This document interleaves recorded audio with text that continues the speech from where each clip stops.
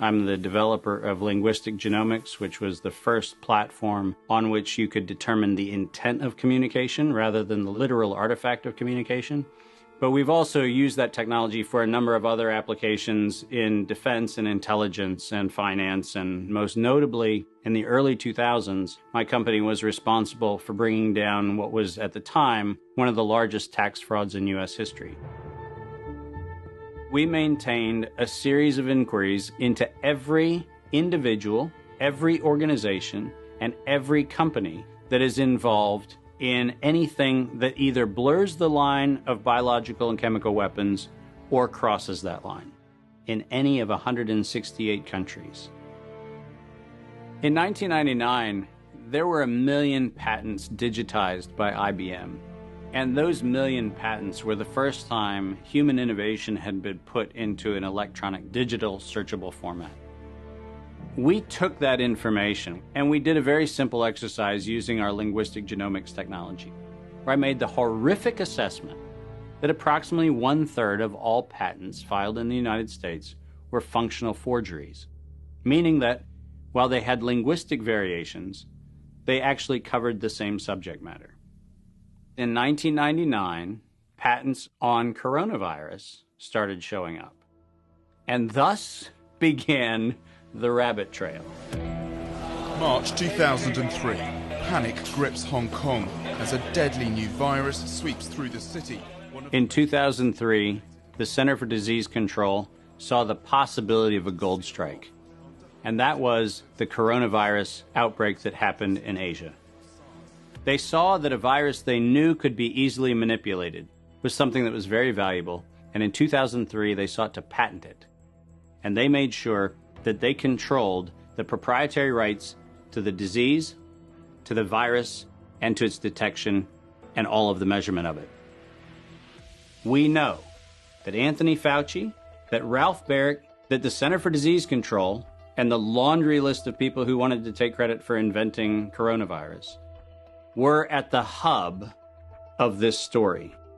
From 2003 to 2018, they controlled 100% of the cash flow that built the empire around the industrial complex of coronavirus. The World Health Organization has officially named the novel coronavirus the novel coronavirus outbreak. The World Health Organization has declared an international public health emergency.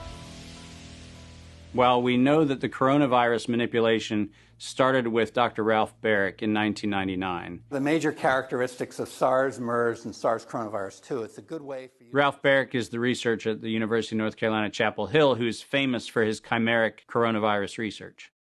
In 2002, there was a recognition that the coronavirus was seen as an exploitable mechanism for both good and ill. On April the 25th, 2003, the U.S. Center for Disease Control filed a patent on the coronavirus transmitted to humans. Under 35 U.S. Code Section 101, nature is prohibited from being patented. Either SARS coronavirus was manufactured, therefore making a patent on it legal, or it was natural, therefore making a patent on it illegal. If it was manufactured, it was a violation of biological and chemical weapons, treaties, and laws. If it was natural, filing a patent on it was illegal. In either outcome, both are illegal. In the spring of 2007, the CDC filed a petition with the Patent Office to keep their application confidential and private. They actually filed patents on not only the virus, but they also filed patents on its detection and a kit to measure it. Because of that CDC patent, they had the ability to control who was authorized and who was not authorized to make independent inquiries into coronavirus. You cannot look at the virus, you cannot measure it, you cannot develop a test kit for it.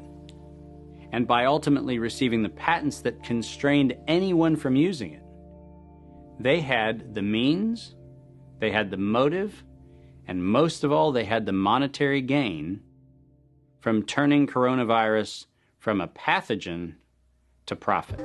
Developing and owning a coronavirus vaccine has become a biotech arms race with political overtones. This vaccine gold rush is starting to bother me. Gold rush. Let's keep that in mind. And so somewhere between 2012 and 2013, something happened. The federal funding for research that was feeding into places like Harvard, Emory, University of North Carolina, Chapel Hill, that funding suddenly became impaired by something that happened at the NIH, where the NIH got this little tiny moment of clarity and said, I think something we're doing is wrong. And in 2013, the NIH said, gain-of-function research on coronavirus should be suspended. The National Institutes of Health had a moral and social and potentially legal reason to object to research. But the letters that were sent to the researchers essentially said, you are receiving notice that we're telling you to stop. And now on the bottom of the page, we're going to clarify what stop means. Keep going. But when the heat gets hot in 2014 and 15, what do? You offshore the research. You fund the Wuhan Institute of Virology to do the stuff that sounds like it's getting a little edgy with respect to its morality and legality. But do you do it straight way? No.